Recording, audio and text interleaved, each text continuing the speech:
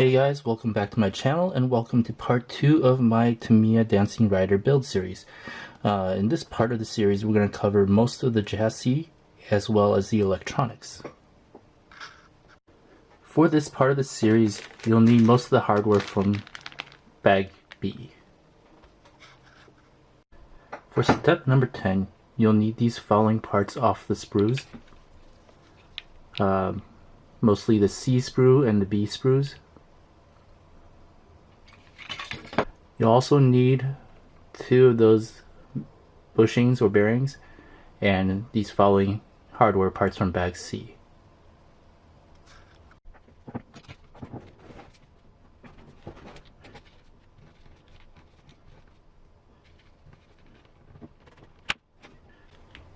Now once again I'm using these plastic bearings for now, but I will be switching this out for ball bearings later on.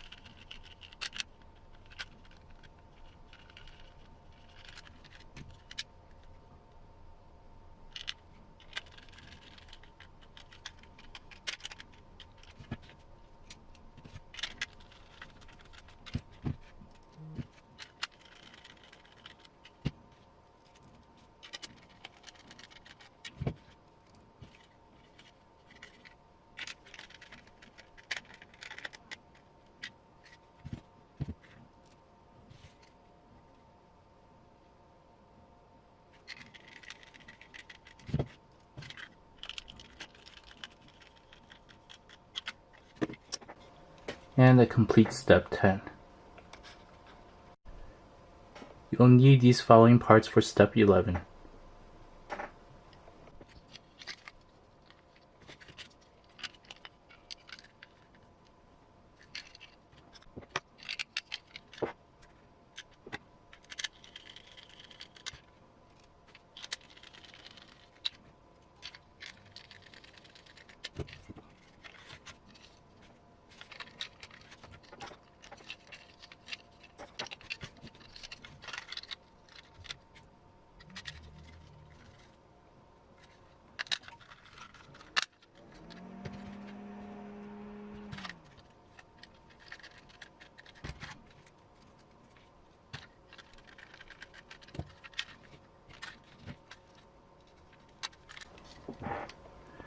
And that completes step 11. So I took a look at how this piece works. I believe this is the battery tray. And that's how you get the battery in and out. Pretty cool. For step 12 you'll need the following. And you'll need a servo. I'll be using a Tactic servo that I took out of my Axial SEM T10, as I'm not using it in that truck, and I think it'll be more than enough for the Dancing Rider.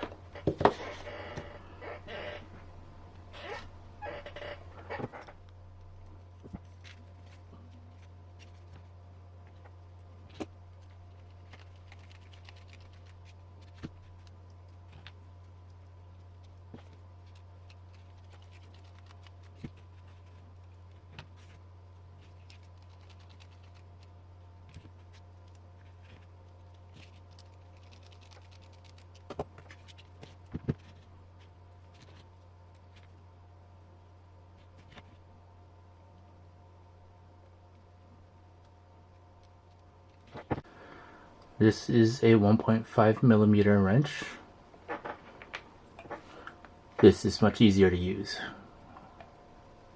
This is my trusty MIP 1.5mm bit.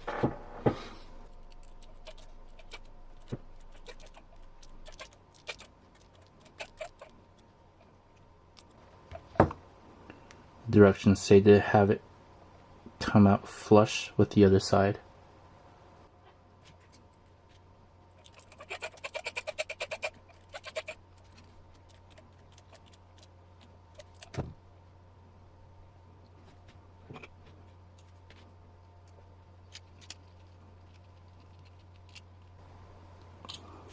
Another one of my favorite tools, the MIP 5.5mm nut driver.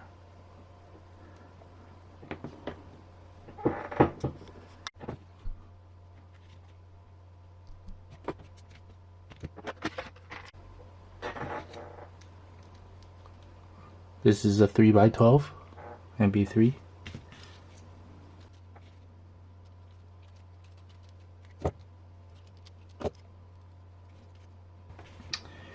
And I'm just gonna lubricate these O-rings just a little bit.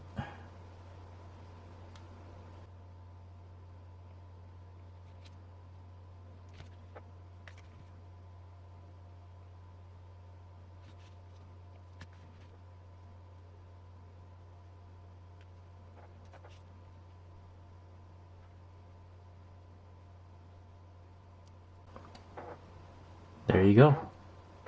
And that completes step 12.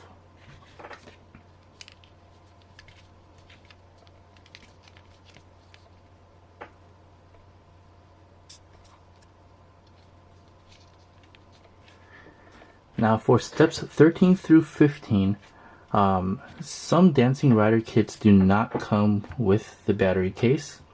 And so if it doesn't come with the battery case, you're going to skip steps 13 through 15 and move on to step 16. And in my case, I don't have the battery case. I have the kit that comes without it, and so I'm going to skip straight to step 16. For step 16, you'll need these following parts. Now, you'll notice here that I'm using a 3x10mm screw. It's different from the ones in the instruction, as these are for Tamiya servos, and once again I'm using a tactic servo, so I need to use this type of screw.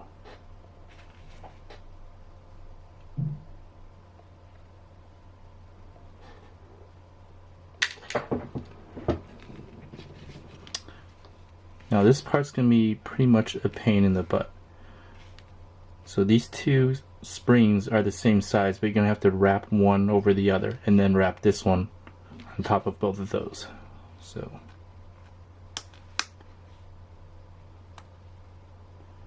first one will go on relatively easy.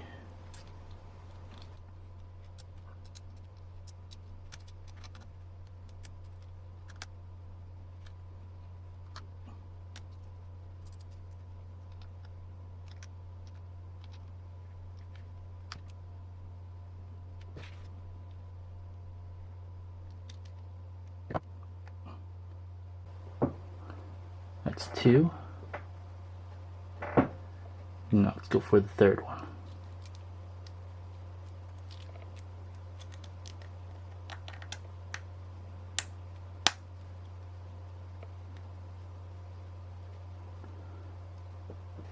And those are the 3 springs on the servo saver.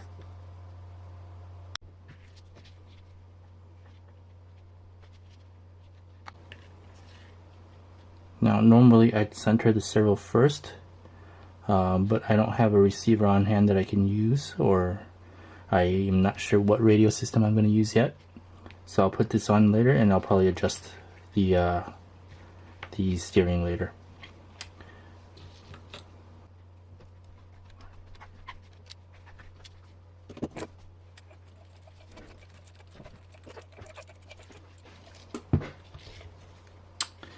And that completes step 16. For step 17, you'll need these 2 screws and some sort of tape to hold your servo wire.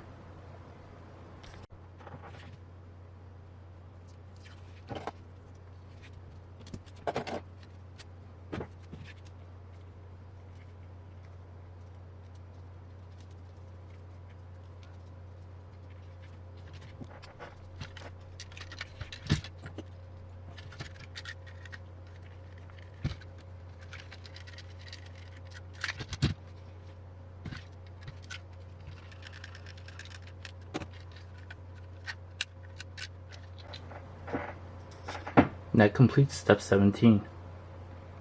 For step 18, you'll need these parts.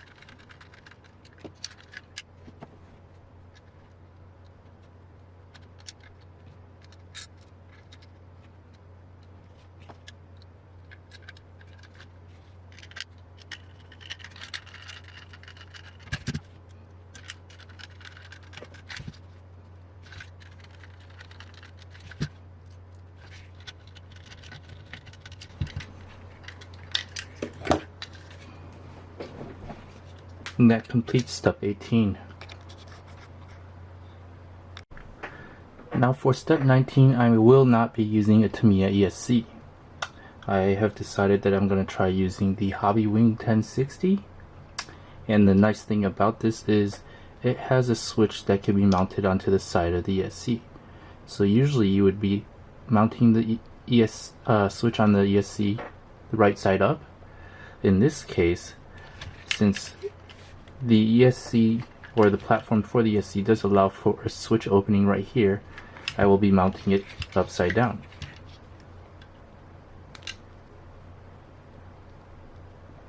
Like this.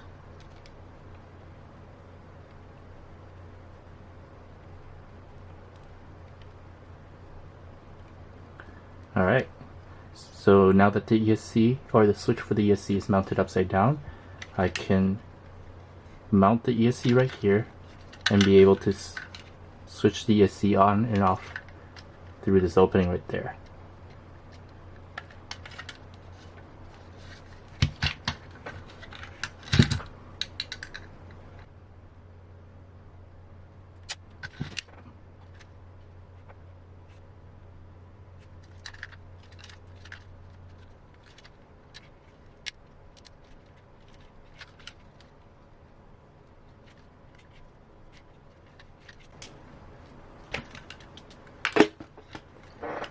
And that completes step 19.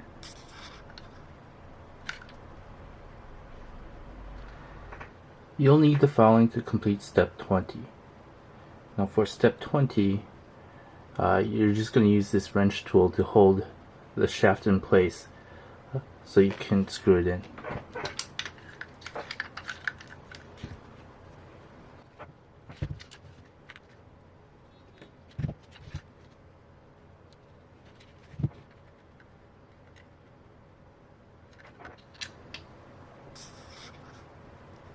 That's just to hold the shaft in place.